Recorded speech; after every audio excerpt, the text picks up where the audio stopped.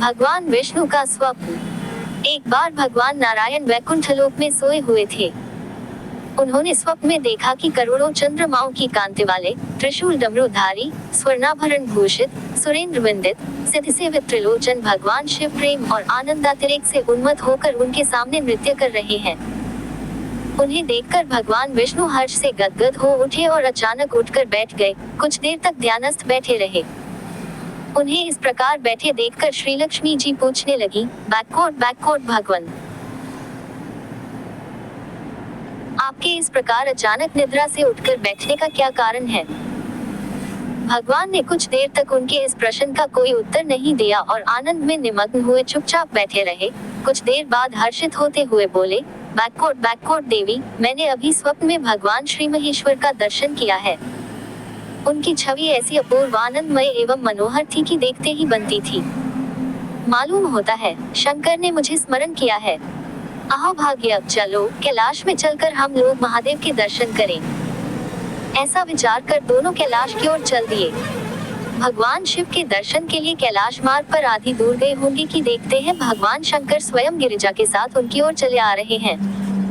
अब भगवान के आनंद का तो ठिकाना ही नहीं रहा, मानो घर बैठे निधि मिल गई। पास आते ही दोनों परस्पर बड़े प्रेम से मिले। ऐसा लगा मानो प्रेम और आनंद का समुद्र उमड़ पड़ा। एक दूसरे को देखकर दोनों के नेत्रों से आनंदाश्रु बहने लगे और शरीर पुलकायमान हो गया। दोनों ही एक दूसरे से लिपटे हुए कुछ देर मुकव्वत खड़े रहे। प्रश्नोत्तर होने पर मालूम हुआ कि शंकर जी को भी रात्रि में इसी प्रकार का स्वप्न हुआ कि मानो विष्णु भगवान को वे उसी रूप में देख रहे हैं जिस रूप में अब उनके सामने खड़े थे। दोनों के स्वप्न के वृतांत से अवगत होने के बाद दोनों एक दूसरे को अपने निवास ले जाने का आग्रह करने लगे।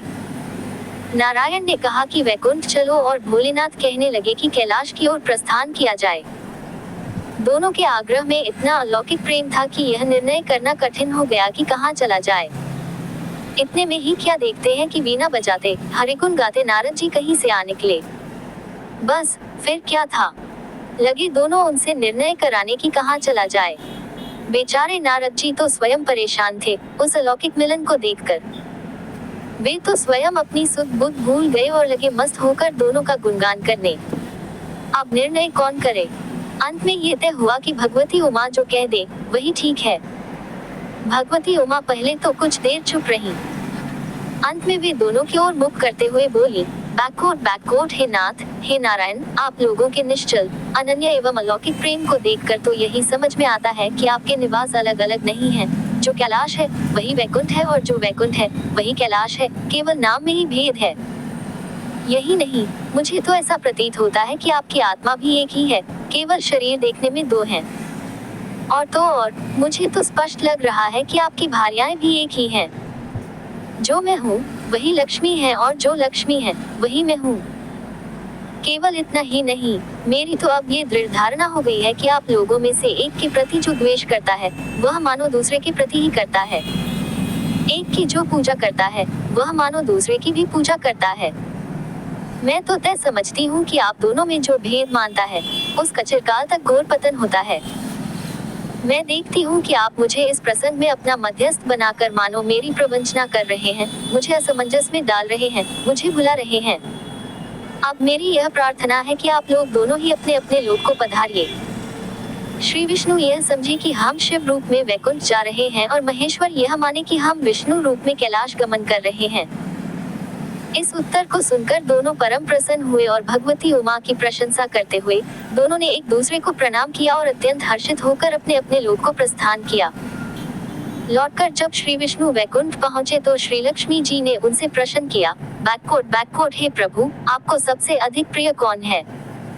भगवान बोले, बैककोट प्रिय, मेरे प्रियतम केवल श्री शंकर हैं। देहधारियों को अपने देह की भांति वे मुझे अकारण ही प्रिय हैं।